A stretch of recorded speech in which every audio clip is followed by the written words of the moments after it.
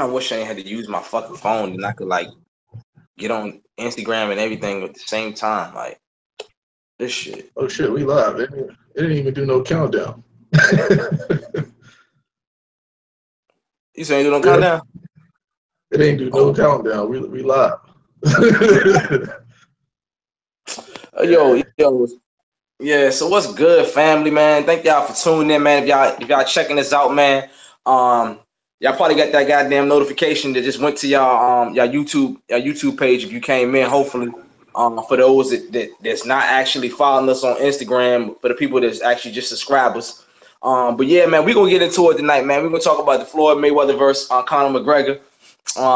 Something that me and Keem been talking about the last couple of weeks or so.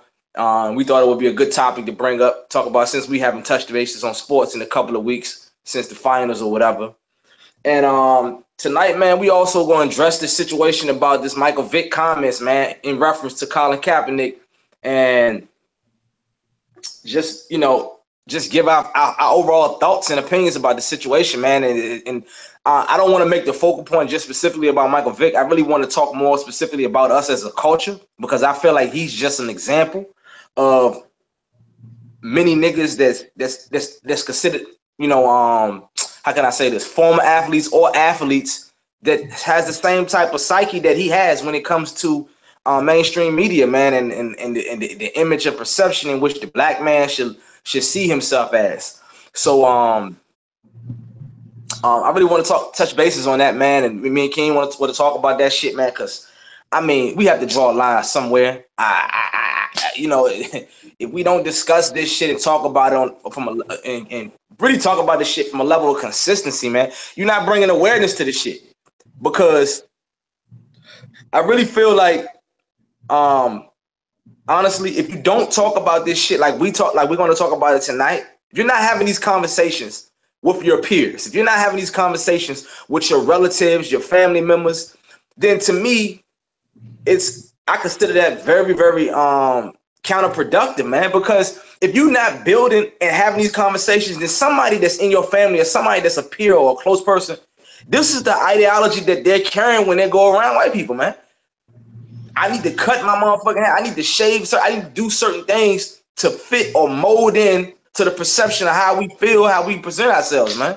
And I think when it's on the level, when it's at the magnitude of a professional athlete like Michael Vick is, and I guess you could say the name that he has, it's even worse, because now he's in front of a national audience doing this. You see what I'm saying? So yeah, and another thing, I think that's twofold as well. I think it's not only a mentality that our people have, but I also think that it's I guess, a society standard of beauty. You know what I'm saying? Or society's standard of perception, or, you know what I'm saying, how you're supposed to present yourself as far as a man or woman in society. And I think that standard of beauty, or that standard of presentation, is not based off of people from our culture. You see what I'm saying? So I think big, we can get into that later, but I think it's like a double. You know what I'm saying? It's twofold as far as just Big's comments. You see what I'm saying? But yeah, where you want to start at first? What you want to get into first? Man, let's go with this Floyd Mayweather situation, man. Who you got, man? Floyd or Conor McGregor, man? I got Floyd. I mean, I think it's easy money for Floyd. I mean, I think hands down, McGregor's a good fighter as far as in that realm of UFC. You see what I'm saying? So, but he's not a boxer. You see what I'm saying? And it's different movements as far as when you only worrying about somebody throwing punches. You see what I'm saying? So Mayweather could move a certain way and do dip and dodge and put his head down here and do that, whereas in MMA he couldn't do that. You see what I'm saying? So McGregor has been training his whole life to fight in a sport where you can hit people from many different angles and you know what I'm saying, feet, legs, knees, elbows. You see what I'm saying? Whereas in boxing it's all punching. So I think hands down, Mayweather wins this fight, and this is strictly just a payday for both of them, because they both using their name as a platform to make a lot of money. You see what I'm saying? And so when the people first, because the people was the one who asked for this fight, when the people started speculating or trying to put that out there, oh, Mayweather can't beat McGregor, them being as smart as they are, decided, shit, let's both get paid off of this. And McGregor don't care if you take an L in the boxing ring. It's not the UFC. You see what I'm saying? So as long as he get money, they gonna promote it. They gonna, you know what I'm saying, do what they need to do to sell this fight. Like all this right now is selling this fight. This might be $1 billion fight. This is $1 billion fight. It is. Yeah, as far as like Mayweather might make 300-400 million. McGregor might make 100 million. UFC might make another 100 million. I mean, everybody about to get paid off of this fight, like on a ridiculous scale. And I ain't gonna lie to you. Even though I know Mayweather gonna win, I'm gonna order it. So you know what I'm saying? I would be down right in. I'm punching that jaw right in. I'm gonna order that motherfucker because I want to see it. For one, I actually enjoy watching both of them fight. Like when McGregor fight, I order his fights too. So I mean, because I think the dude, he's nice, man. He's nice in the UFC ring. He's nice, just the way he moves, the way he fight. He's fearless. You know what I mean? But it's a different animal going in the ring. It's a strictly boxing ring. You know what I'm saying? Now, what would be interesting to me was if Mayweather, which I doubt he would do, would then turn around and make more money and fight him in the UFC arena. You see what I'm saying? That's never going to happen. That's never going to happen. I don't. That's never. But see, that's never going to happen. But see, this is my whole take on the situation.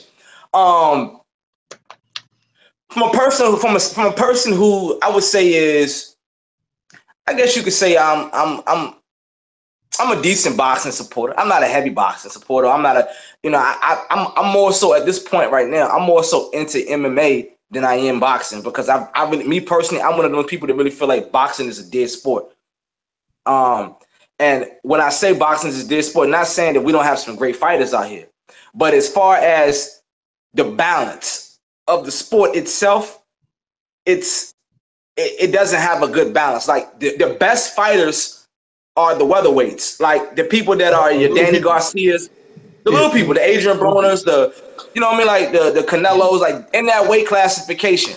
There's no heavyweights. And for years, there's no light heavyweights. There's not even any good middleweights at the moment. There's nobody. It's not. There's no people it's no regular size human beings that you can look at and say, I can, you know what I'm saying, I can see that guy. These are all like little guys. You see what I'm saying? 5'3", 5'4", 125 to 145 pounds. You see what I'm saying? There's no. It's about he's a big guy. Canelo Alvarez is not a big guy. He's 160 pounds. You know what I'm saying? Like he walks around at 100. You got the guy that's over the guy that's over in London. I think he's pound for pound the best heavyweight boxer in the world right now. I forgot his name. I think his name Joshua something. I don't know Joshua. I know Deontay Wilder. You know Deontay Wilder? Deontay Wilder's a fucking animal. He is too, but he's not a boxer. I think get his ass whooped in any other generation of heavyweight fighters. Like he's not a boxer. Have you seen his fights before? I see. I mean, he's a power puncher, but as far as like the craft, I don't see a whole lot of that in his game. You know what I mean? Like, I don't think he's a boxer. Like honestly, I think he's an athlete who picked up boxing. Yeah. You see what I'm saying? Like, he has a great physical physique. Yeah. He got good power, but he's an athlete that picked up boxing. He's not a fighter. Like if anybody with some real like Lennox Lewis or any of the old heavyweights, Holyfield, I mean, of course, Tyson would have destroyed his ass. Yeah, they would have outcrafted this nigga. Like there's no way. Like you know, it just seems to me, man. Like every sport itself, man. It just and I'm not gonna harp on this or stay on this for a long time, but every sport is the fundamentals, the craftsmanship of every sport is diminishing. It's like you said, it's just it's supreme athletes. You know, that's just like this dominating, and these sports have I guess you could say they have evolved to such a level of like just sheer athleticism that you get so caught up in the athletics, you know what I'm saying, the athleticism that's being displayed that you really forget the actual sport itself. Like it's hard to focus on the sport, looking at certain things, the techniques, you know, because you see just, you know what I mean, you see such physical greatness that's happening. And I think boxing, like you said, the dude Deontay Wilder, like he's a prime example of that. Like, you know what I'm saying? Like That's like, it's like seeing a motherfucker out on the streets having a fight. You know what I'm saying? And you know for a fact, just physically, the dude, his opposition is outmatched. You know for a fact that he's gonna get his shit knocked out. Like, you know what I'm saying? And that's kind of like what it is. It's like it's when you dealing with him. But like you said, man, I think honestly though, King, I don't even know if it's even gonna be a great fight. I'm gonna tip my hat off to you for paying the $99.99. It's not gonna happen. If anything, I'll be one of them motherfuckers that's watching that shit on the fire stick, pulling it up and streaming that shit online. If not, nigga, I'm going somewhere to a bar somewhere and probably watch the fight. I think honestly, Conor McGregor is your typical Irish bar bare knuckle fighters. When I think of Conor McGregor, I think of Brad Pitt, the gypsy off of the movie Snatch. That's what I think of, though, because I think traditionally that's his background. That's his background. That's his inheritance. That's what he grew up seeing. That's his definition of fight, a brawl, a swap out. So he transitioned and added that to the UFC, where you pretty much in the octagon, and added some, because everybody will tell you he's not that good on the ground. Submissional wise, he's not good. He's not that good.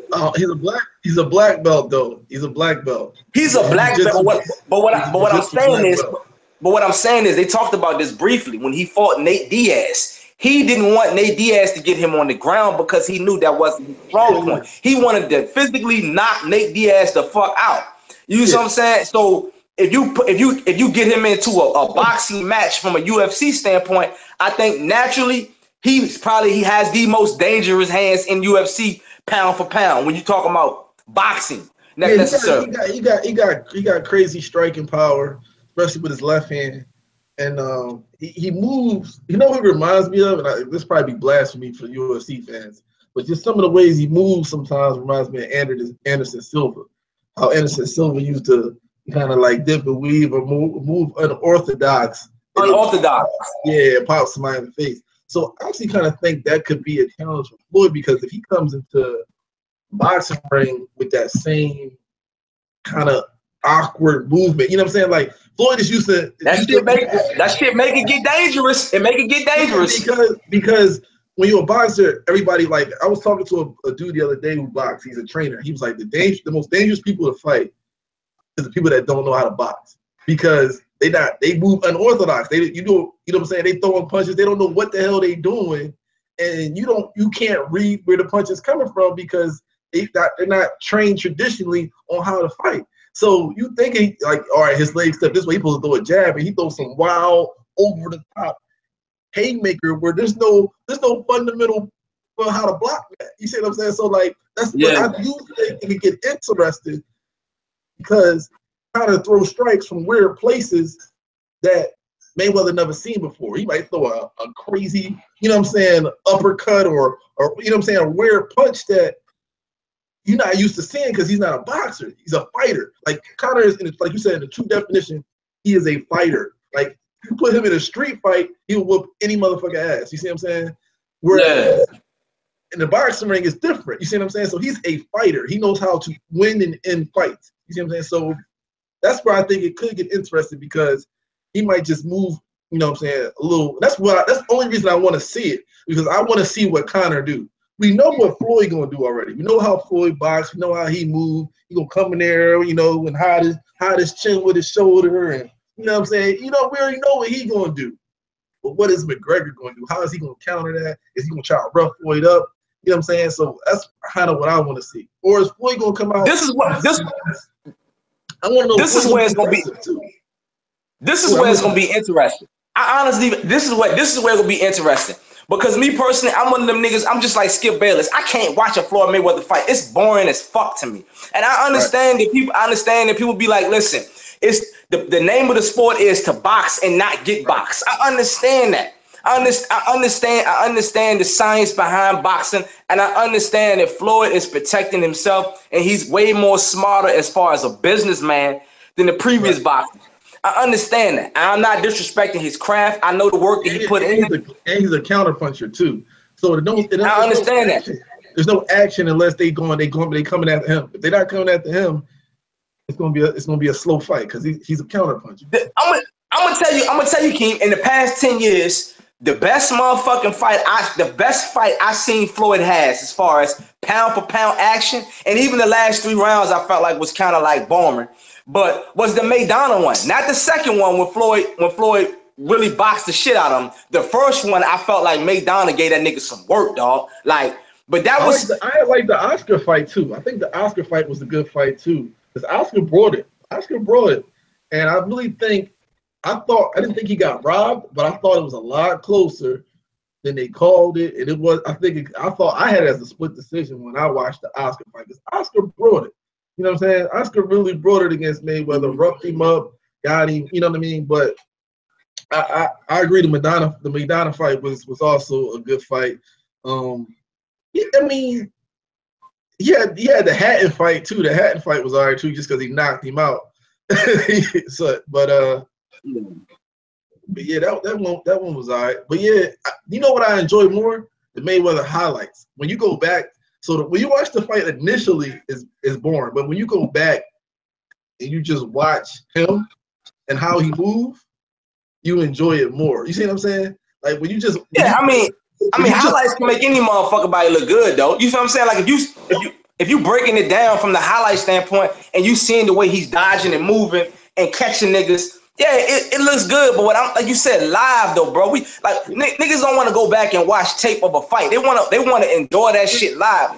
You see what I'm saying? And it's hard to enjoy it live because the average viewer, Keem, is not in the MGM Center. They're not there spectating and watching the fight and hearing those licks, hearing those 10-ounce gloves connect. Like they're viewing this shit like we gonna view it. So when we seeing it, it's the definition is slower. The quality is nowhere near because it's not live. It's you're not seeing the real thing. So in hindsight, the fight seems boring because Mayweather is the greatest motherfucking defensive fighter ever. So he's shoulder rolling. He's punching and countering. He's doing certain things so technical and fundamentally sound from a boxing standpoint. Nigga, you want to see niggas go on that shit and get it in. I honestly feel like this. Like you said, Conor McGregor is so unorthodox, but he's a loco. Like that nigga's gonna be in the ring. He gonna be calling them all kind of pussy. I guarantee you. I guarantee you.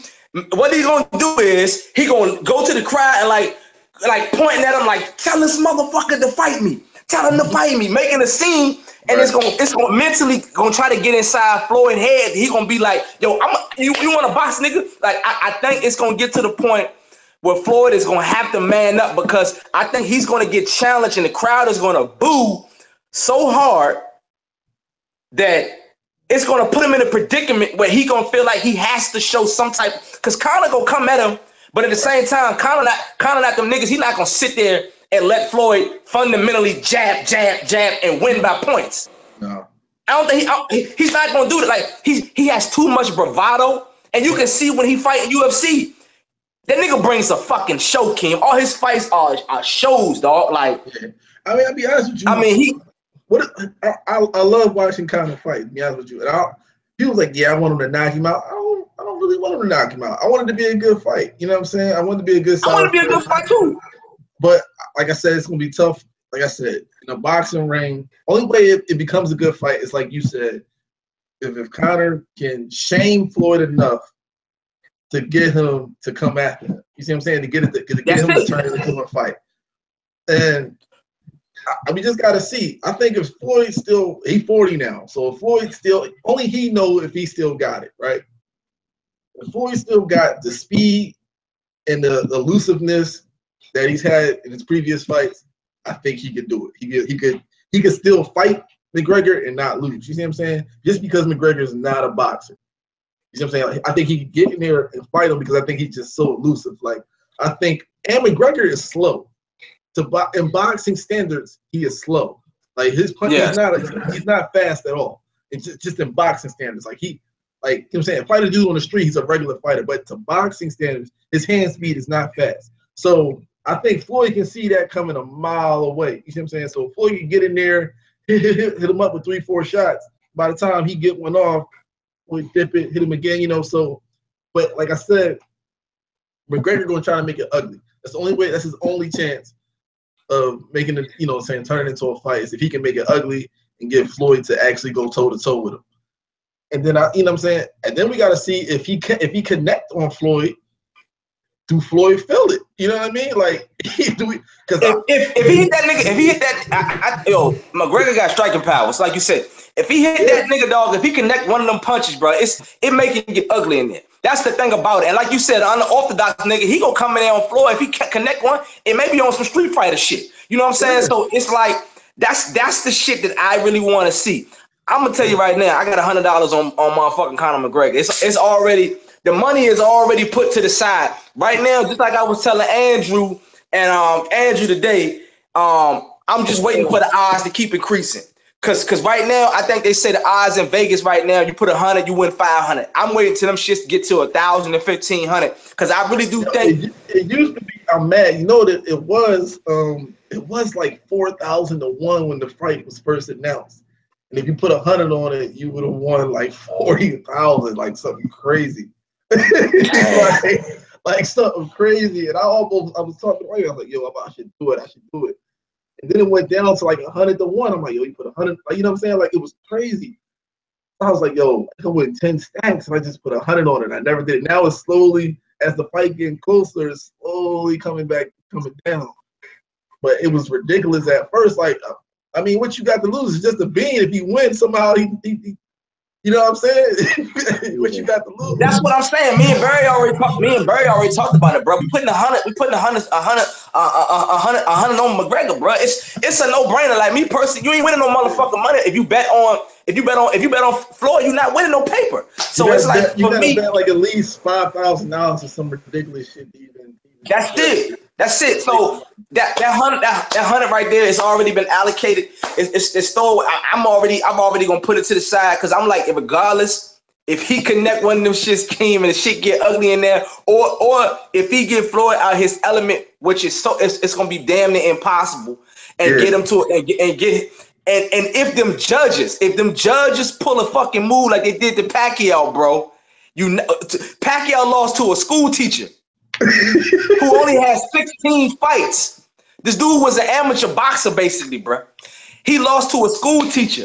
You already know in the MGM, I don't give a fuck if it's Floyd House or not in Vegas. I'm telling you right now, that crowd is still gonna be on Conor's side, bro. Period. I don't care. Yeah. What do you? Let's shift the focus a little bit. What do you talk about the racial shit? The racial shit, yep. The trash talking. Yeah. Let's talk about how they promoted, you know what I'm saying, the Great White Hype versus the Black, you know what I'm saying, the Black Champ. This one on some, like, you know what I'm saying, some Jim Johnson, you know what I'm saying, Joe Louis shit going on right now. You know what I mean? Where the way it, you know, Marciano type, you know what I mean, the way they promote it. So it's like, what do you know what I'm saying? What do you think about the way they promote it? Do you think what McGregor said was racist? You know what I'm saying? This is what I'm gonna say. Me personally, I saw your comment that you have said where you was like, you know, that's his background, that's where he come from, that's how they talk to each other. He even talk to white guys like that.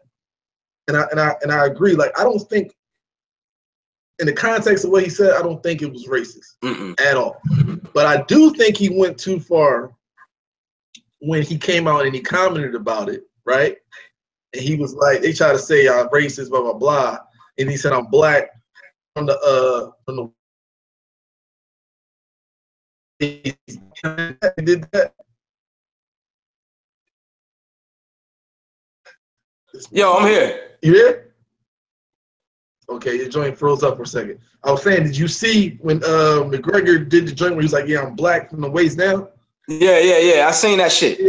Yeah. So I think he went too far when he did that. He's like, and then he did the little gyrating on the stage, like, yeah, I got something for the black women, blah, blah, blah. Like, he was cool until he did that shit. Like, you see what I'm saying? Like, he was cool until he went too far and he did that shit. Like, I don't think the comments that he said earlier about dance for me, boy, I think in the context of it, it wasn't racist. I don't think he meant it in that form, even though it could come off that way, but I don't think that was his intention when he said it. Like, I don't think he constantly thought, yeah, this guy, I'm gonna say this because he's a black guy. You see what I'm saying? I think it was just he's just a shit talker. He don't give a fuck about what he say, and he just said that. You see what I'm saying? But I do think when he commented on it, he took it too far. I mean, what do you think? This is what I was saying. I did some, you know me, I'm a researcher, right? And based off from a verbiage and a lingo standpoint, like I was telling Harlem, is that in Ireland, this is the type of lingo that they use to each other. Like it's not a slur. It's not something that's it has any type of racial impotence behind it, where it's from a standpoint internationally. This is how they talk, especially in the country Ireland. Like they call each other juice heads and turkey heads and boy and like so. But it's a part of their culture in which how they talk. So in here in America, I don't think just like Shannon Sharp said on Undisputed, I don't think Conor nor his team has prepped Conor enough to know that this type of language is not allowed in the United States, and they don't understand the magnitude in which it's used, the context in which it's used. Right. Because when you call a black man boy, that's just as worse as calling the black man nigger head. You know what I'm saying? Especially because boy, if you really do the research back into motherfucking slavery up until the civil rights, boy was used more than nigger. Really, boy had more of a negative connotation than the word nigger. So, I think denying the fact that you even a man, denying your manhood all exactly, exactly. But the thing is, what Conor is, like you said, I felt like that shit was out of line that he said after he came out and said that, you know, people think I'm a racist. That's fucking ridiculous. And then he said, but I am black from the waist down. I think in that context, King, he was actually giving props to the black man as far as the size of our penis. So he wanted to say he got a big dick based off of that because of a black man having a big penis. Right. As far as but I feel like you took it too far though. Like you could say as that, far as the comments, but don't say that. You see what I'm saying? Don't say that. Don't say that. As far as the comments to the woman, okay, bro. Now you came off very chauvinistic, right? So this is why I say it took too far. First, it was just I'm black from the waist down. Boom. Now then he gonna go for our queens. You see what I'm saying? Yeah. That's where it went too far for me. Okay, you're giving us props for that, but now you saying, yeah, I got something for y'all queens too. You see what I'm saying? Got you.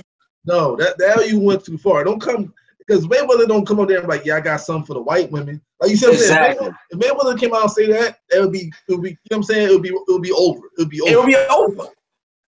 over. You can't, as a black man, he can't say that. So you can't come out and say, I got something for the black women. It's my dick. You see what I'm saying? That's basically what he said. Like, I got something for the black women, and it's my dick. That's what he said without saying it. You see what I'm saying? Yeah. Like, he was doing too much. And like you said, he was so caught up in the shit talking. I really don't, like you said, he doesn't think, he has no filter. So he's not, he doesn't think what's coming off his mouth. He's so caught up with the bravado on stage and trying to be flamboyant and flashy. The shit just rolled off his tongue, and he was like, you know, I'm pretty sure after he got the crowd reaction, he probably was like, damn, I fucked up. Because even then, he ended his little charade that he had going on stage nearly after that, because he knew the crowd that in Brooklyn really wasn't feeling the shit that he was just saying just now. Right, but the problem that I did have a problem with, though, King, that I really can't defend, because I really don't know what the fuck he meant by this. And I don't know if he was caught up because his mans had said it when they was interviewing him. His mans was in the background and said, yeah, the one with the dancing monkeys. And then he said, yeah, the scene with the dancing monkeys. That shit, I cannot defend that because I don't know what the fuck are you talking about. Because they showed the scene when at Apollo's Creed at the black gym where they was training. They showed the scene where the niggas was in there training. But it's kind of like, okay, was he talking about that scene specifically? I really have to really think about it, because I'm like, yo, is he that motherfucking bold to just come out and say that, dog? Like, you see what I'm saying? So it's like, is he referring to Monkey as if that particular scene, or is he saying monkeys like just in general, like different scenes of the movie? Like, I don't know that shit, because like you said, like we talked about, he calls white men monkeys, boys, juice heads, turkey heads. Like, And when he was talking to when he was talking to Mayweather Mans and them, he was like, yeah, you try to like basically you try to bitch me with your juice heads. Fuck them. And he was like, fucking monkey. It was two white boys. They wasn't black. It was two white boys. Yeah. Yeah, so then it's like he even called out the dude from Showtime. Did you see when he called the dude out from Showtime? Call him a fucking weasel. Call him a weasel. Yo, I'm telling you, that shit was funny, dog. Here's another thing. You wanna know why he called him a weasel though? You didn't catch? Because he's a Jew. The dude's a Jew. That's why he called him a weasel. He was I didn't catch that. It was anti-Semitic like a motherfucker. He's a Jew. That's why he called him a weasel. He said, "You little fucking weasel." It was like, that's why I said, yo, you really don't give a fuck. Like, you really don't give a fuck. Like, he's like, "You little fucking weasel." Like, the dude can't even laugh. Like, dude's a Jew. You're not supposed to say that. You don't give a fuck. Niggas, wow.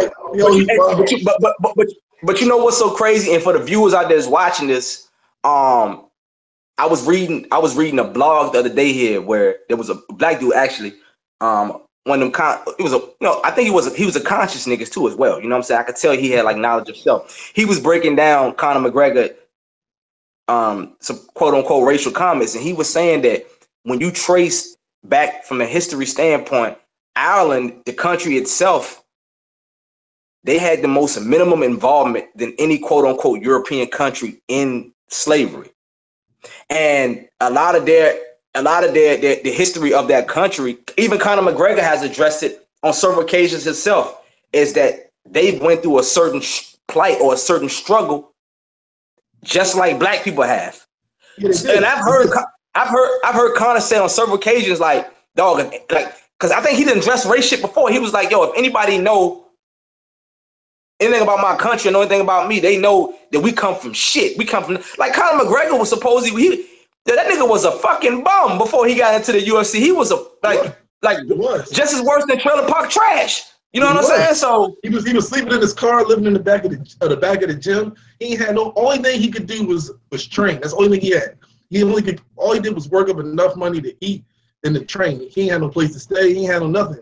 That's why, you know what I'm saying, he is the way he is, because he know he comes from nothing. You see what I'm saying? He comes from nothing. And the girl that he with, the girl that he got a baby with, his fiance or his girlfriend, whatever it is, she held him down that whole time. You see what I'm saying? The whole time he was like, you know what I'm saying, struggling, trying to get popping, trying to get going, trying to get his fight game going. He held him down the whole time. But yeah, you're right about that. I even got a book called the Diary of the Irish Slave Girl. A lot of Irish were sent over to the Caribbean, you know, Barbados, Bahamas, all over there to be slaves, just like us. Just like us. Early on in the first couple hundred years of slavery, they were like, you know what I'm saying, 1700s. They were slaves just like us. They weren't treated no better. We had slave revolts, and they were right there, like, you know what I'm saying, fighting with us. Like, it was considered, you know what I'm saying, they used to call Irish niggas, Irish dogs, all that shit. You know what I'm saying? So the Irish got a long history of, you know what I'm saying, being mistreated by white people and shit too. Like, Irish, Italians, you know what I'm saying, Sicilians, all of them. Like, they all have this history of, like, where European white people don't really accept them as all the way white. You know what I mean? Like, oh, you like a subspecies of Caucasian. You see what I'm saying? So, like, black people, Italians, Irish, like, everybody else is just like, they're just like subspecies. You see what I'm saying? And it's been like that. Yeah, it's crazy. That shit crazy. And I think when you look at the history and you think about the Ireland country itself and like the Irish people, prime example is, look at the movie Gangs of New York. I think Gangs of New York shows a lot of that. Where first and foremost, it shows the development of the fucking police, how the police got started. Like, it touched bases on a lot of those things like that in that movie. In the Northeast, particularly only in the Northeast, particularly in the Northeast, because like in Boston, like different areas in Massachusetts, Irish dominate the police departments. New York, stuff like that, particularly in the Northeast The section. Northeast. Yeah. But the movie also showed that, like you said, just the way they live, the Italians and the Irish, because they've always combated for years. When you look back, when you date back to the early 1900s, most of the biggest motherfucking gangsters and mobsters was Irishmen and goddamn Italians. Yeah, and Italians. So but here's not to cut you off, but do you know why? No, go ahead. Do you know why them two have the biggest clash or have the biggest mob thing going on? Do you know why? No, go ahead, tell me.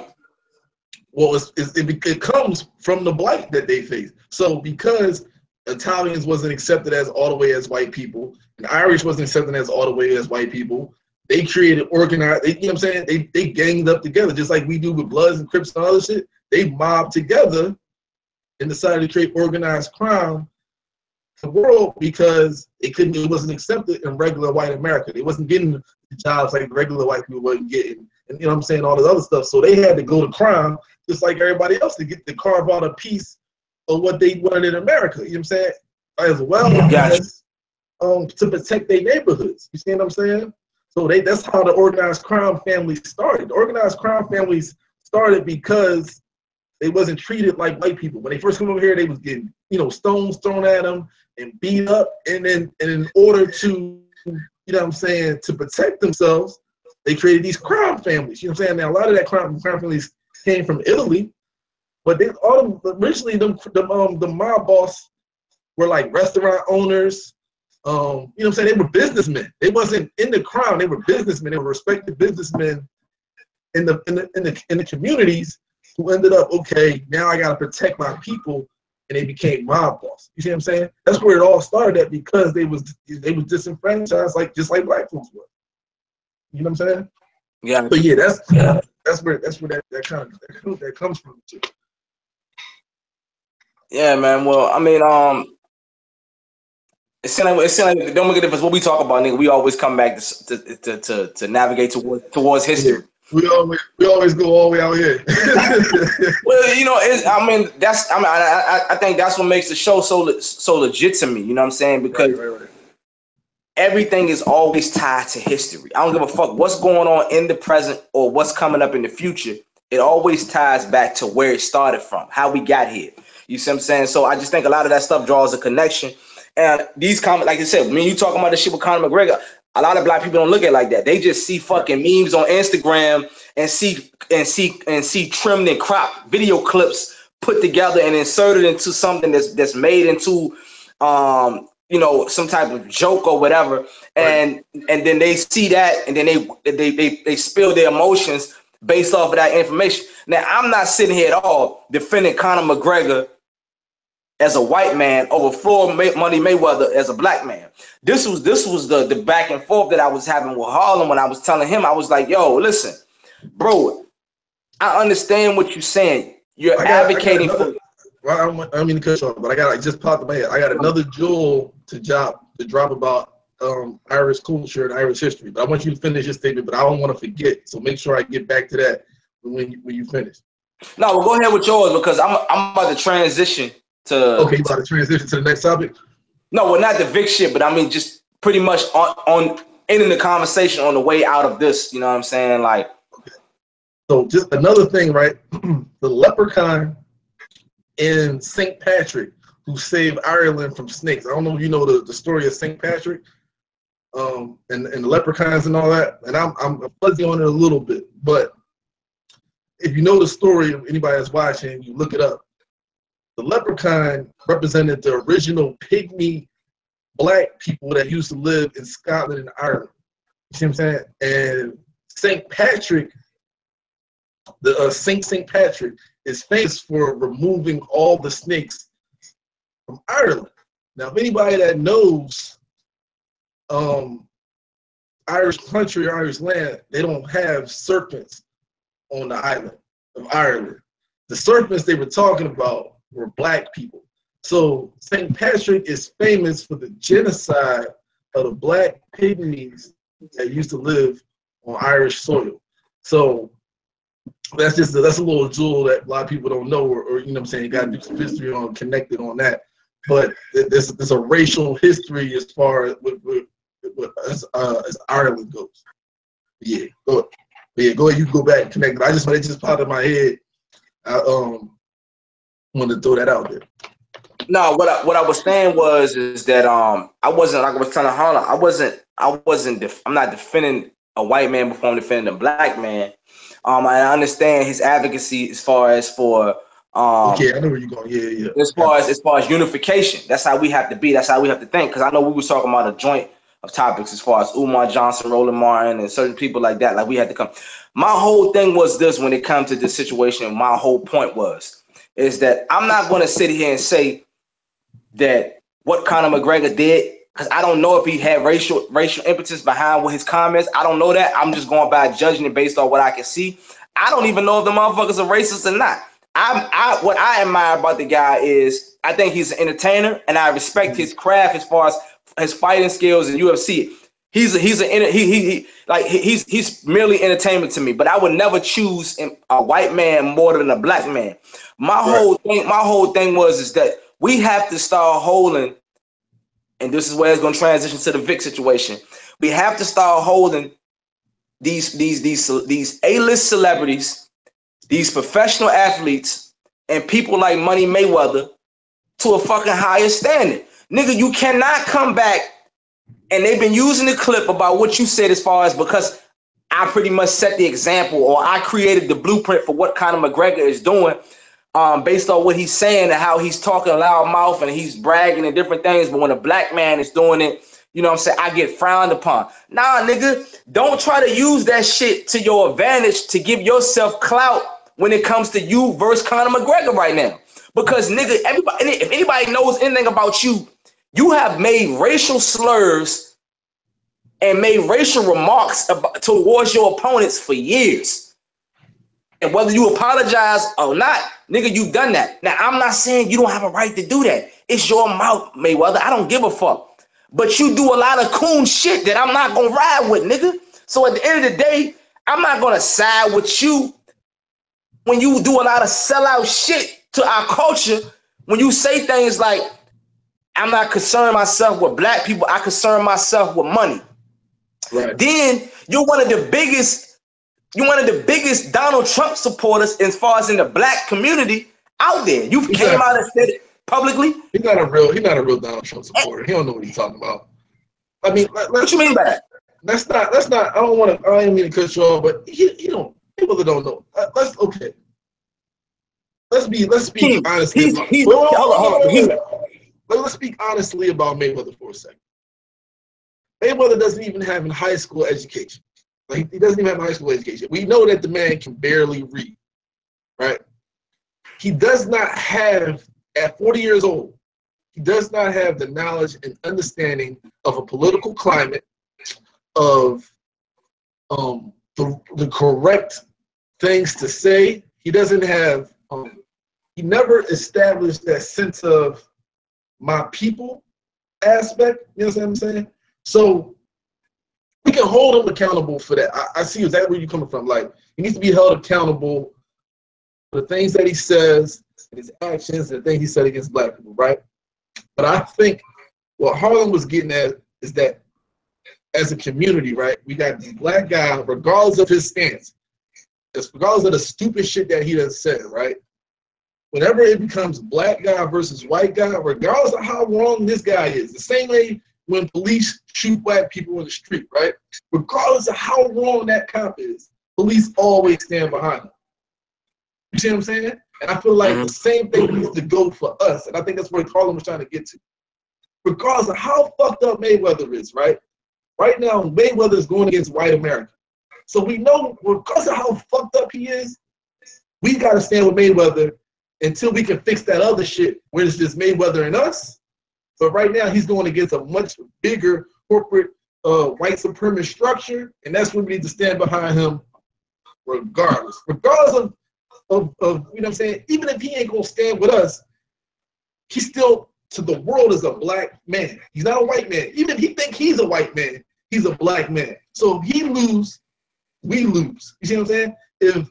if his comments are thrown underneath the bus because of his domestic violence history or because of he done said some cool shit, if we don't stand behind him on that, we lose too, because we're going against a bigger power structure, and that's where Harlem was coming from when he said that. It's like right now we just need to be unified. Even with OJ, black people are happy that OJ got out of jail today. Well, he's going to parole today, and we know OJ. Jay-Z just made a song about OJ. You know OJ ain't shit, but regardless of him not being shit, it's still a win. Black people still see it as a win for black people. You see what I'm saying? And so we need to stand. White people do the same thing, regardless of how fucked up like certain people are in their community. They still stand behind that fucked up person because he represents their community. So regardless of how wrong you is, I'm gonna protect you because you wanted me. I can't see you lose. You know what I'm saying? You can't lose because you represent all of us. And I think that's in some instances when it's like that, that's when we need to stand up and stand behind our own. I understand what you're saying, but this is my whole thing right here. And let me get this out. This is my whole thing. Is that you can make that case, and I understand that, because to me, when it comes to that situation, King, I'm more so standing behind the actual action. The action that the individual was doing as opposed to the individual. Like and I understand what you're saying. Like I agree with you 100%. Like regardless of white people, always want to stand behind their own as far as what they do and how they do, whether it's right or wrong, they're there. But it comes a point where I look at things like this, King, and this is my thing when it comes to Mayweather, is that we have these motherfucking cool niggas, right? Right. That at the end of the day, they've come out and said what they said. They act the way they act when it comes to the black community. Right. But you may have a righteous white person that has repent as far as their ancestors. They repent what their ancestors did to our culture, to our ancestors, and to where we're at right now as far as our overall conditions. Right. But that one white person is willing to sacrifice whatever it takes to protest, to do whatever. He or she's even willing to go the extra mile and help you financially or do something for you, right? Right. Do we disregard that white person that's help us and still say, fuck that white person? I'm going to side with the coon because the coon represents my culture. Or would you go along with the white person? Because I'm going to tell you right now, right? And I hope to pray. Hold up. I'm gonna give you an example, and I hope to pray to God that whoever's watching this, they don't misconstrue what I'm saying as far as me justifying a white person over a black person. What I'm saying is, to this day now, I have white people, regardless of how pro-black I am when it comes to loving my people and wanting to help and improve the conditions of my people, I have certain white people that I can trust or that will look out for me. Then cool niggas that I know that will backstab me any chance they get. So with me, King, when I internalize a situation and evaluate and just a Steve Harvey or a Mayweather or a Jason Whitlock, these motherfuckers are perpetrators. Like I can't trust them when I know I can trust certain aspects of a good, righteous white person. Regardless of how I feel about the overall culture or the overall embellishment of my people, these niggas has to be excluded. We have to get rid of these motherfuckers. That's my whole point. It's like we have to make a stance where, it's bigger than us, and we have to start weeding and cut niggas out, dog, because certain niggas are in positions and they're still influencing other black people to still do this coonery. Like, you see what I'm saying? So it's like when I see shit like that. The issue with what you're saying right now, as far as cutting those people out, is it doesn't matter if we cut those people out because we don't feed those people. White people feed those people. Jason Whitlock is being fed by white people. They sign his checks. No black person sign his checks. So there's nothing that we can do to Jason Whitlock. There's nothing that we can do to who else did you name? There's nothing we can do to Mayweather. You see what I'm saying? There's nothing we can do as a community to set an example for why you shouldn't behave that way. You see what I'm saying? That's the problem with coonery in our community, because they can coon all they want because there's no consequences. As a white person, right? if you decide to speak up for the struggle and the oppression of black people, you now got to go back and answer the white people. And a lot of times, white people lose their jobs for that. They lose their position. They're ostracized by their community. You see what I'm saying? Because they got to go back to other white people to sign their checks. We can't support them when they decide to come over and take our stance on shit. A black person who decides they want to coon, they're cooning because they know there's nothing on our side. You know what I'm saying? I've been black all this time, and I ain't got nothing for being black. Black people can't take care of me, but white people can. So I would say whatever white people want me to say, right? So there won't be consequences and repercussions for coonery until black people can start employing and protecting our own. You see what I'm saying? And establishing our own. Like if LeBron, like you insert like for example, I'm gonna use that example. I wanted to bring this up. I want to bring this up later, but I'm using an example right now. The Colin Kaepernick situation, right? This is how I feel about the Colin Kaepernick. I feel like anybody, and this may be a strong ass stance, and I don't give a fuck. Anybody who still supported the NFL after what Colin Kaepernick did is a coon to me. Anybody. And I'm going to tell you why. Everybody who still decides to watch football, participate in NFL activity is still a coon to me, and I'm going to tell you why. You know, without a shadow of a doubt, most black people in the United States know without a shadow of a doubt that the only reason Colin Kaepernick does not have a job is because he stood for something. Not only did he stand for something, it wasn't just a random thing he stood for. It wasn't like he just stood for the death of animals or some weird shit. He stood for you. He stood for every black person, every black child in America, right? So he stood for you. And now, when the corporate white power structure has decided they're no longer going to allow them to work for them anymore, instead of us as the people saying, well, if y'all not going to hire him, then we not going to support you, we still going to watch football. And that is coonery. That is giving into the power structure. That's saying, well, Colin shouldn't have did that shit, man. Look, it cost his ass his job. But now where we at? He stood for us, but we not standing for him. You see what I'm saying? Standing for him will say, you know what? We not fucking with you, NFL, no more. All those NFL athletes, you know what? We not fucking with you no more. Because truly, in sports like that, the fans and the athletes hold the power. All major sports besides baseball are 70% black. You see what I'm saying? Football and basketball are 70% black. You might even count baseball if you count the Dominicans and the Cubans. So all the power is in behind the players. But they cooning. You see what I'm saying? That's cooning because you're scared of what's going to happen if you stand for something. In your heart of hearts, you know it's wrong, but you're scared to do something about it. Even the average fan, in your heart of heart, you know it's wrong what they doing to Kaepernick. You love football so much that you can't stand on no principles or morals. You love something that's not even real. Like, it's not real.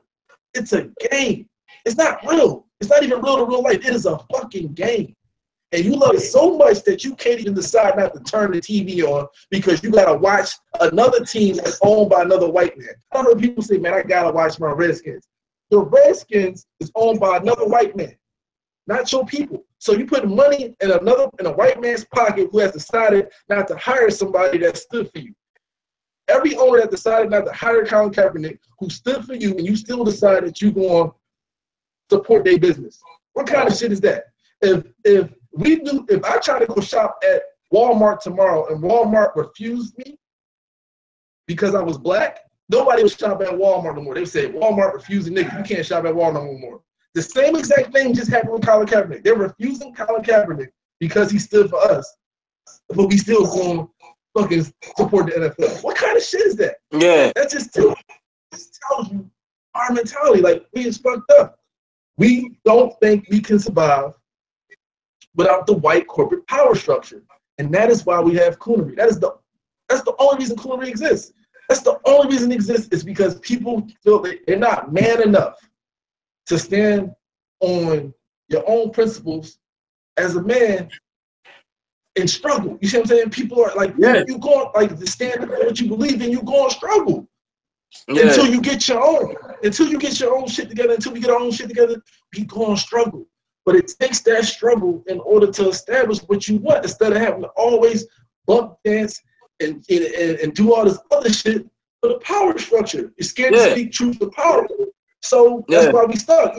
And black people can't do nothing about the people that do it except for call them coons or call them names. Or I went on Vic's Instagram yesterday, people talking on, but you can't do nothing to him.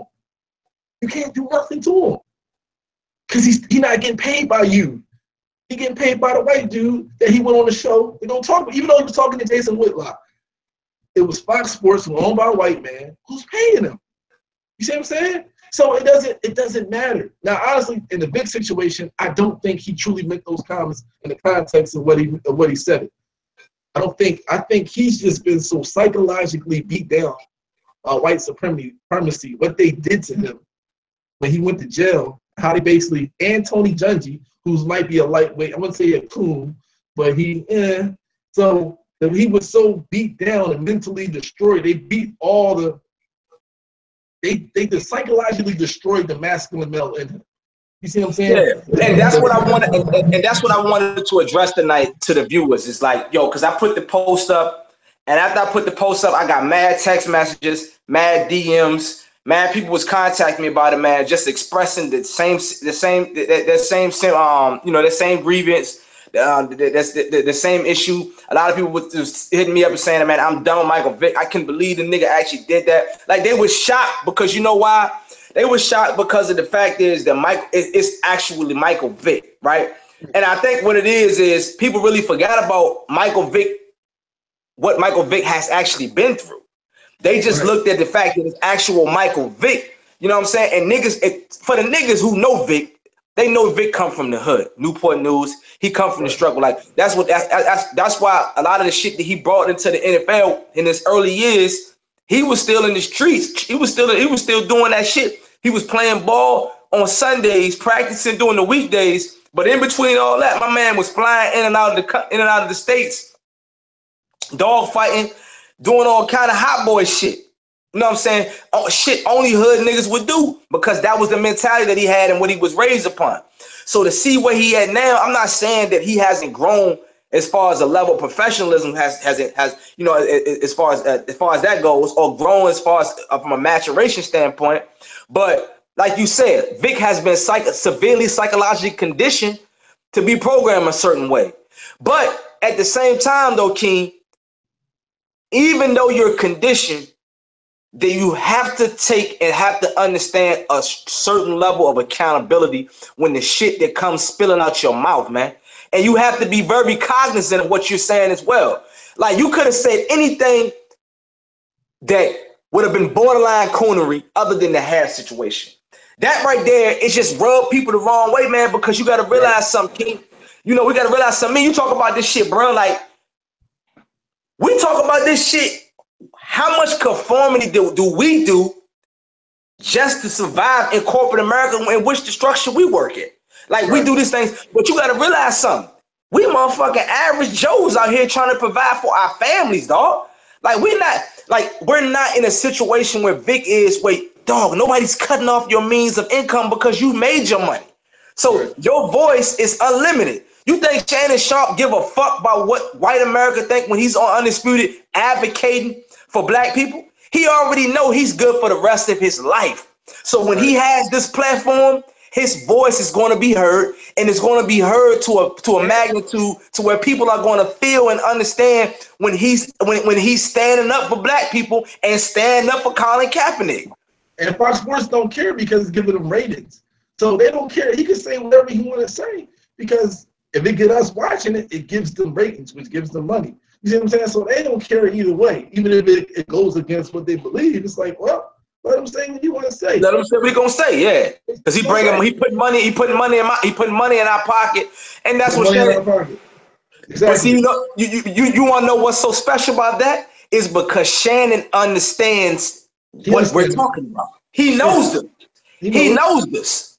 You know what I'm saying? And this, but he gonna use their platform though. Every chance he gets. Exactly. And this is why I cannot stand Jason Whitlock, motherfucker. You have enough. Go ahead. He's put on there just to have a position though. He's always been like that. Even when he was with ESPN, he's the only reason he has a job as a black man because he's a piss poor reporter and he's a piss poor writer. He's a piss poor journalist. I'm sorry. Players don't like speaking to him. He doesn't give any inside. He doesn't get any inside. What do you call it? You know what I'm saying? Information or anything like that. So it's you know what I'm saying? It's a piss poor representation. You know what I'm saying? He's not a good journalist. So the reason he even has a job in the first place is because he always has a negative stance. You see what I'm saying? Facts. So that's the only reason he got a job in the first place. Well, you know what? He's the poster boy for sports coonery. You know, and that's like you said. He's a prime example of what we need to exclude. Like you said, you made a great point, King, when you said Jason Whitlock and you said Floyd Mayweather. The reason that they act and say what they say because there's no penalty. This is my only thing to that argument. Well, not really argument, but this is my only thing to how we make this effective. What we do is, even though we don't financially support these niggas, like, because they getting their monies and they getting their pockets greased by the white man, what we do is backlash.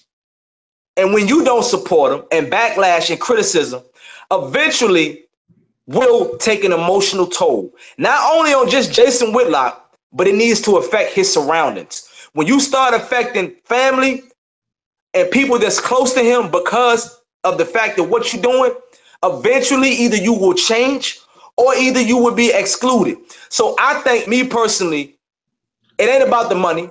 Even though we know that is the money rules all of all that shit, and it is, and from a perception standpoint, it's not going to affect Jason Whitlock or not. What black people think about him, but what we need to do is we need to apply more pressure to these motherfuckers to the point where they're so uncomfortable.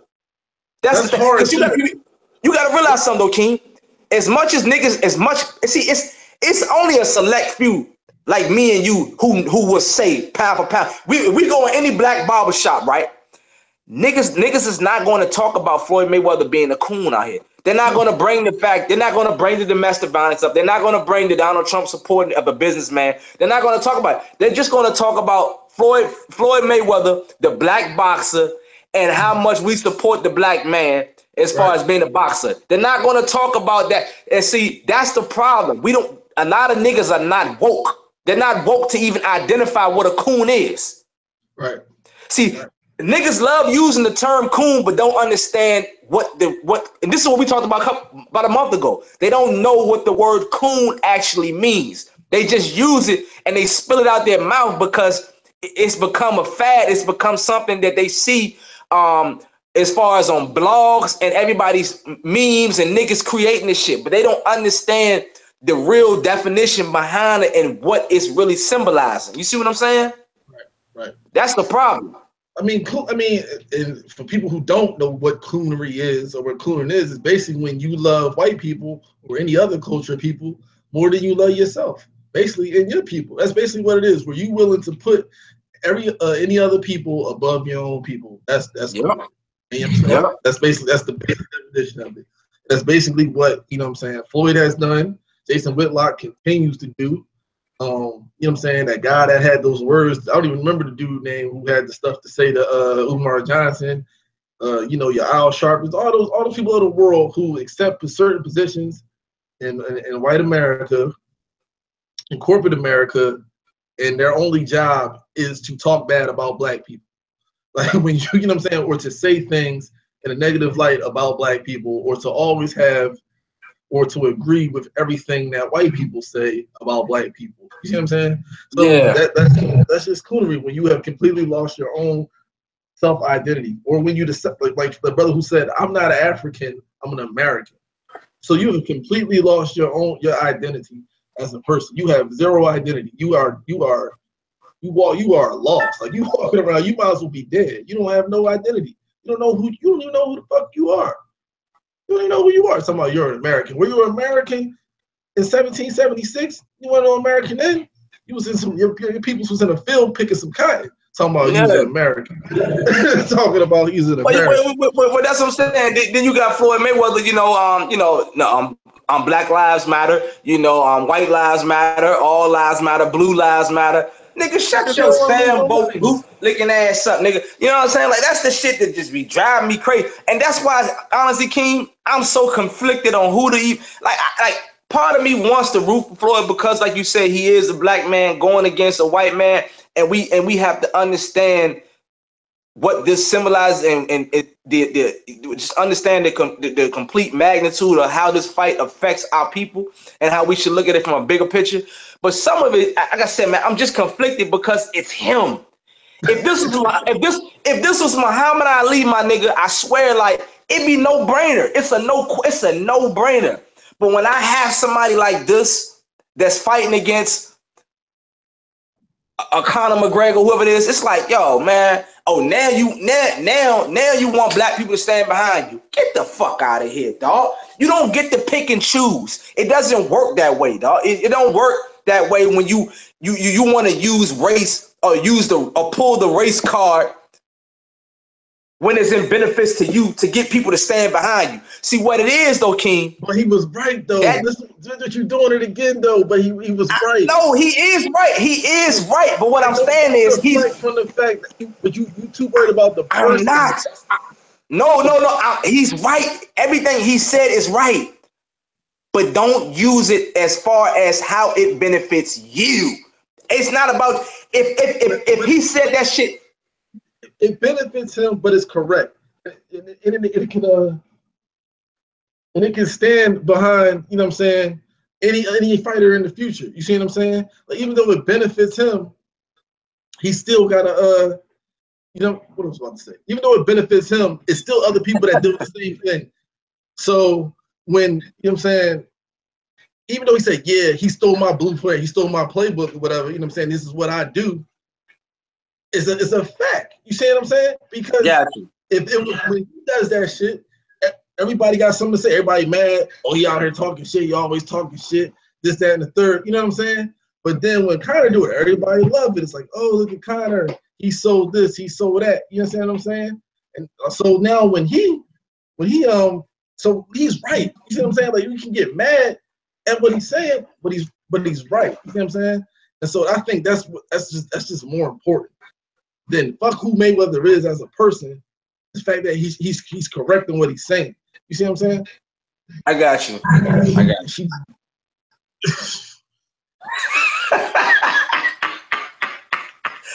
Hey, well, look, man, we gonna wrap this shit up, man. I know you guys, like you said, we gotta get up early in the morning, man. We just wanted to touch bases on the night, man. We didn't want to drag it on too long, man. We just wanted to talk about, you know, as far as the topics goes, as far as the Conor McGregor versus Floyd Mayweather fight, man. I hope y'all tune into that shit. Me and King probably gonna touch base on it again because I'm pretty sure something's gonna happen in between now and then. The fight is not till August the 26th. So I know there's some more dramas gonna pop off. This race shit is not gonna go away, and we might build on some more. And as far as the Michael Vick comments goes, man, you know what I mean? Like I said, man, you know, I don't think it's so much behind actual Michael Vick and what he said. It's the fact is of what he said. And we have to start holding these celebrities and these people to a certain level of accountability. We also, at the same time, these celebrities that's actually in these positions, they have to be more conscious of what the fuck they're saying, man. Because I mean, this shit, like honest to God, man, like it's really getting out of control. And I really feel like every time I feel like King, as a culture, we take 10 steps forward, and then shit like this happens, and we take 10 steps back, man. And honestly, by him making these comments that I feel like was extremely derogatory to our culture, we took 10 steps back, man.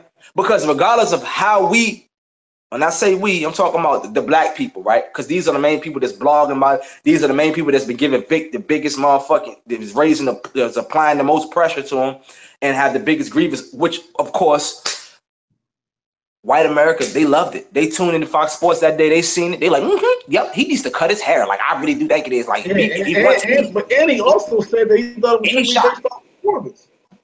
But his numbers went down.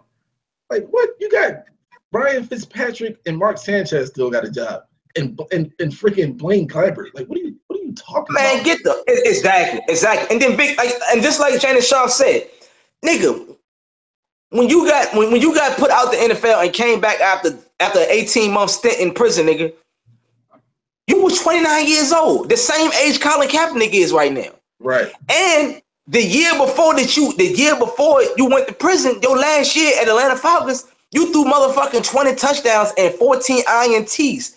Colin Kaepernick came in, as well say damn near half the season, in the middle of the season, but it was like, I think he played 75% of the games.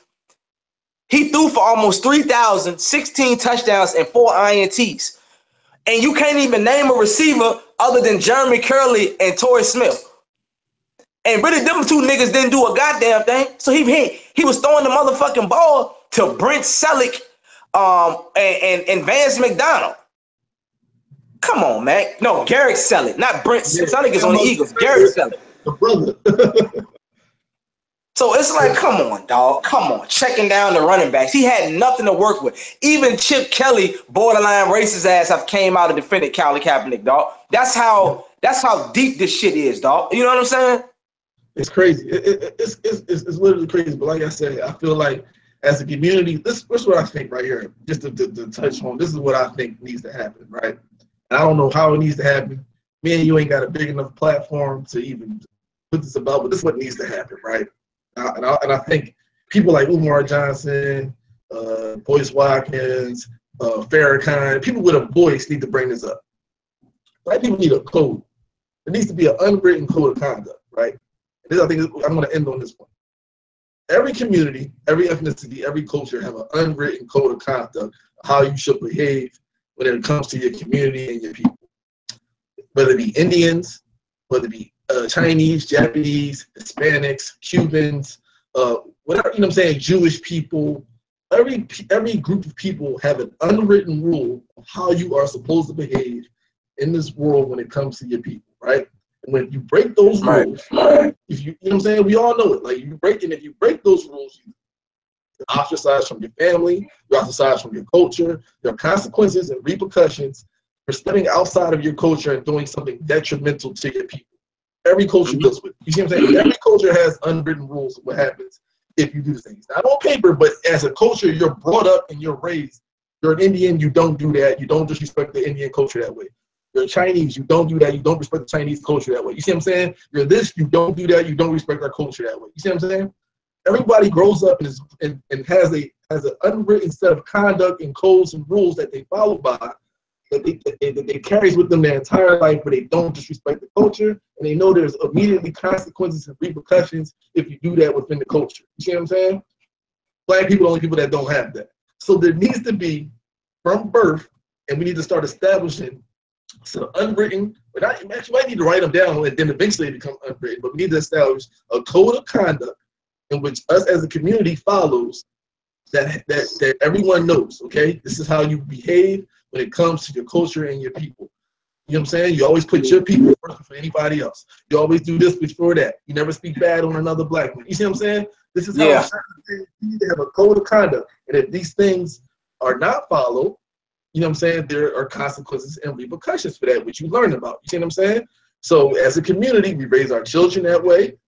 You know what I'm saying? As our children become adults, they live and they go in the world that way with this code of conduct, knowing how they're supposed to behave and act when it comes to their culture and their people. And see, we don't do that, so our kids immediately grow up and immediately go to other cultures and other people, and you know what I'm saying, and don't understand how to maintain and keep intact your own culture and people and respect that. You see what I'm saying? Like, Asians, they don't want to shame their culture. Like, your girls won't want to be in a strip club popping their ass and doing or being all over Instagram showing ass and titties if they know that shit's going to disrespect their people. You see what I'm saying? If they know they represent their entire people by doing this, they don't want to use women. Men too. Men wouldn't be out here doing and aching a bunch of babies and doing all types of stupid shit if they and shooting each other and killing each other and all type including all this shit. If you knew you was representing your entire people and there would be consequences and repercussions for those things. You see what I'm saying? Until we establish a code amongst each other, it's always gonna be this way. You see what I'm saying? It's always gonna be this way. Always gonna be this way. Yep. So yeah, that's what I think needs to happen. That's deep. That's deep. You know what I'm saying? Like that's honestly the only way, because when I look at other cultures and people, they don't deal with the same issues that we deal with. Why don't they deal with that? Because they're ingrained from birth that they don't do that. I forgot what I was talking to some dude. He was like, yeah, I don't even remember. The dude I work with, he's like, yeah, I'm Indian. We don't do that. Like, he just know they don't do that. You know what I'm saying? Like, that's not what we do. Yeah. You know what I'm saying? Like, we go to school for engineering. We go to school for mathematics. We go to school for medicine. You see what I'm saying?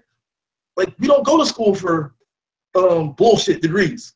That's not a part of our culture. It's not what we do. Even if I wanted to, I can't do it. You see what I'm saying? It's a part of the code of conduct of human culture. We need the same shit. Even if you wanted to do it, you can't. But you know who else has it though? Who else? Traditional Africans. Yeah, them too. Yeah, they come over here with it. Yep. They come over here with it. That's what I'm talking about. That's what I'm talking about. Black Americans. I'm talking about Black Americans. Typical Africans, Haitians, Jamaicans. All the people have it. Black Americans don't have it. We've been so fucking just racially and psychopathically and systematically just fucked up and destroyed that we scared to work with each other. We scared of master. Like, we so psychologically fucked up. We scared of everything. We have innate fear. Like, innate. Like, it might be in our DNA by now. Like, it really might be in our DNA. It only takes a few generations for things to be encoded into your genetic code. So it might be in our DNA. It might be in our programming to just really fear white folks. Like, it really might. I'll be honest with you, it might be in a programming. And you might have to go against that programming every chance you get to be like, yo, can't be this way. Can't be this way. You see what I'm saying? So basically what you said, you know, Black America is a bunch of goddamn Manchurian candidates walking around out here. we lost people, man. Like, in the true sense, we're lost people. We don't know whether we coming or going, as people said. We don't know whether we coming or going, man. No, we really don't. We really don't. We don't have a foundation. Culturally, we do not have a foundation, and that's why we're viewed upon as the most the bottom of the barrel, man. The bottom of the barrel, man. Like, honestly, like, and you know, perceptional wise, we all over the place. We here, Republicans, Democrats, Muslim, Christian, Moonin, you know what I'm saying? Black Lives Matter, White Lives. We all over the place. We all over the place. We don't have no fundamental principles and ideologies that we stand on. None. No. All over the damn place. And that's the problem. That's the problem right there. So, yeah, man, we gotta do something about that. That's my soapbox. All right, man. Well, listen, man. We made it a short one tonight, man. Whatever. I'm not sure what we will talk about next week, man. But we'll find some shit that's interesting again, man. Thank y'all for tuning in tonight, man. To Black Men Discuss, man. Hope y'all appreciate it. Please get in the comment box, right? Like I said, we still at the beginning stages right now. We just enjoying it for what it is, building it up until we get ourselves in a situation where we can really put something together that's a little bit more tangible and a stronger platform. We getting towards that. For those that is subscribed, thank you for your support. Continue to keep supporting. Continue to keep on spreading the page to other people. And keep letting people know. And if you're not subscribed and you view it, please push the subscribe button because you can get notifications and go back and watch our material. Please review the material. You know, me and Keem was talking about it via text messages the other week here. We feel we're getting more comfortable on camera. If there's something that you see that needs to be improved, that you want us to prove on, man, and suggestions, we're open to that as well, man. Constructive criticism. Like I said, man, this is what we're trying to utilize the platform as much as possible, man. And, you know, it's something that I feel like it's really been helping us as individuals as well. Because a lot of the stuff that we talk about is stuff that we talk about day to day with different people. We just wanted to combine it and put it into here. So if you have any comments or suggestions, man, feel free to hit us up individually. There's a good chance for me and Ben just to shoot the shit, to be honest with you. Exactly, man. Exactly. You know what I'm saying? We just bring y'all into the. We always talk your shit to each other, so we figure we might as well record the shit. Exactly, and we just making y'all a part of it, man. So like I said, man, appreciate the love and support, man. Come back and holler us next week. Probably gonna be back here again at 8:30, man. The Black Men Discuss, man. I'm gonna keep promoting this shit on my IG with your street columnists. And we're gonna keep doing it like that, man. So peace and one love, family. All right, bro. All right, bro.